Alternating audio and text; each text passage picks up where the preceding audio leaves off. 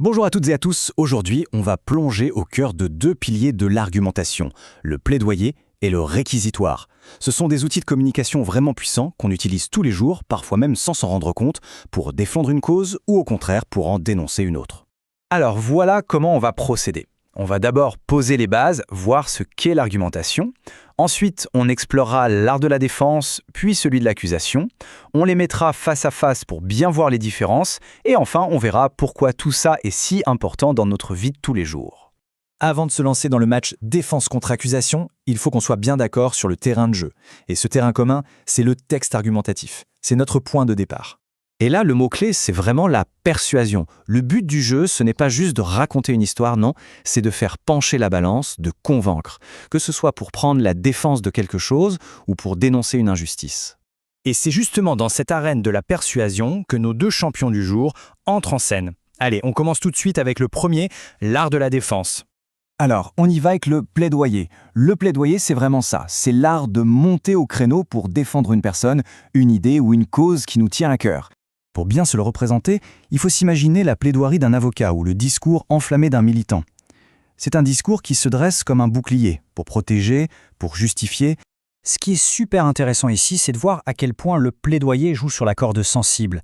L'objectif, c'est pas juste de parler à la tête, c'est de toucher le cœur. On est dans l'émotionnel, le passionné, avec des arguments qui vont chercher le côté humain des choses. Et cet exemple, il est parfait pour ça. On sent bien l'appel à l'empathie, n'est-ce pas ? L'accent est mis sur le regret, sur le contexte, sur le fait que l'erreur est humaine. Tout ça pour demander une seconde chance, un peu de clémence. Bon, on a vu la défense. Maintenant, on change complètement de perspective. On retourne la pièce et on regarde l'autre côté. Le réquisitoire, la voix de l'accusation. Là, on est vraiment dans l'exact opposé. C'est le miroir de la défense. Il faut penser au discours du procureur ou à un citoyen qui monte au créneau pour dénoncer quelque chose de grave. Et là, attention, le changement de ton est radical. Fini l'émotion, on passe au factuel, à la logique pure. Les arguments sont directs, fermes. Le but, c'est d'établir une faute, de prouver un point de manière presque scientifique.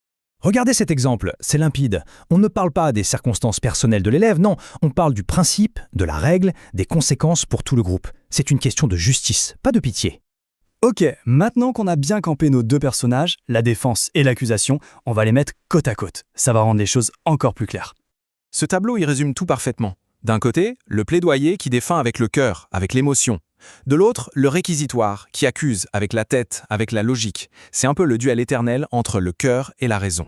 Alors, on pourrait se dire que tout ça, c'est un peu théorique, un simple exercice de style. Mais en fait, pas du tout. Ces compétences, ce sont des outils hyper importants pour la vie de tous les jours. Parce que savoir argumenter, ça change tout. Ça veut dire être capable de défendre ses droits, de dénoncer ce qui est injuste, de s'exprimer clairement et surtout de débattre sans en venir aux mains. C'est la base même du dialogue constructif dans une société. Finalement, le vrai but, ce n'est pas juste d'avoir le dernier mot ou de gagner un débat. Il s'agit de former des citoyens conscients, des personnes capables d'avoir une vraie réflexion critique, de donner à chacun les clés pour convaincre et expliquer ses idées de façon posée et structurée.